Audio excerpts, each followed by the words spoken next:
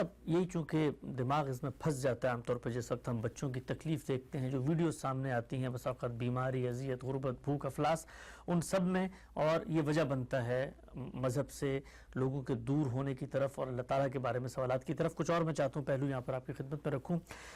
اگر جو مخاطب ہمارا ہے وہ یہ کہتا ہے کہ آپ کے خدا کو مداخلت کر کے صرف صاحب اختیار نوجوان لوگوں تک امتحان کو محدود رکھنا چاہیے تھا، تو پھر تو استثناء صرف بچوں کا نہیں ہوگا، پھر تو کوئی آگے بڑھ کے کہے بھائی بوڑھوں کو بھی اس میں استثناء دو، پھر کوئی کہے گا جی بیماروں کو بھی اس میں استثناء دو، تو استثناء پھر دینے شروع ہوں گے تو پھر جو پوری اسکیم ہے، اگر پھر جو بچوں کے ساتھ ظلم ہو رہا ہے وہ ظلم بھی تو کوئی بڑا شخص کر رہا ہوتا ہے، تو پھر اس کا ہاتھ پکڑا جائے گا تو پھر اس کا مطلب ہر جگہ مداخلت شروع ہو جائے گی، تو پوری اسکیم ہی تلپٹ ہو جاتی ہے اس کے نتیجے۔ اسی لیے ہم بار بار یہ توجہ دلاتے ہیں کہ انسان کو اپنے محدود ذہن میں بیٹھ کر اللہ تعالیٰ کو چیزیں نہیں تجویز کرنی چاہیے۔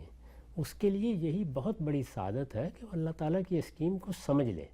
کوئی ماننا چاہتا ہے، نہیں ماننا چاہتا، اس کی آزادی خود اس پروردگار نے دے رکھی ہوئی ہے۔ بار بار کہا ہے کہ ہدیناہ النجدین، ہم نے انسان کو دونوں راستے سجھا دیے ہیں، دونوں کی ہدایت دے دی ہے۔ اب اس کے بعد اما شاکرا و اما کفورا، انسان چاہے تو ہمارا شکر گزار بندہ بن کر رہے اور چاہے تو ناشکری کرے، انکار کر دے۔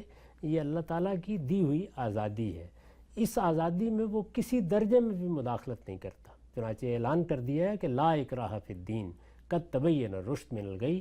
اللہ تعالیٰ صرف رشد اور ضلالت کو، رشد اور گمراہی کو، ہدایت اور گمراہی کو الگ الگ کر کے استدلال سے دکھاتا رہتا ہے۔ اس کی نشانیاں نمودار ہوتی رہتی ہیں، لیکن کوئی جبر نہیں کیا جاتا۔ یعنی انسان کو جو آزادی دی گئی ہے وہ آزادی اپنی جگہ قائم رہتی ہے۔ اس آزادی کو قائم رکھتے ہوئے انسان کا کام یہ ہے کہ وہ اس کائنات میں اللہ تعالیٰ کی اسکیم کو سمجھے۔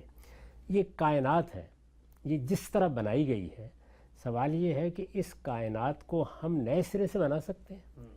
تو تمام علوم کی غایت کیا ہے؟ یہی کائنات جیسی کہ ہے اس کو سمجھا جائے۔ ایگزیکٹلی۔ اسی طرح اس دنیا میں تدبر کی غایت بھی یہ ہونی چاہیے کہ اگر اس کا کوئی خالق ہے تو اس کی پہلے پوری اسکیم کو سمجھا جائے۔ اس کی پوری اسکیم اس نے اپنی کتابوں میں بیان کی ہے، اپنے پیغمبروں کے ذریعے سے بیان کی ہے۔ اس پوری اسکیم کو سامنے رکھ کر کسی نے قبول کرنا ہے قبول کر لے، انکار کرنا ہے انکار کر دے، لیکن اپنی طرف سے تجاویز پیش کر کے تو ہم اصل میں اللہ تعالیٰ کو یہ بتا رہے ہوتے ہیں کہ وہ ہم سے پوچھ کر ہمارے لیے امتحان منعقد کرے۔ یہ بالکل ایسی ہی بات ہے کہ جیسے کچھ طالب علموں پر یہ جنون سوار ہو جائے کہ جو کوئی بھی پرچہ بنانا ہے وہ ہم سے پوچھ کے بنایا جائے۔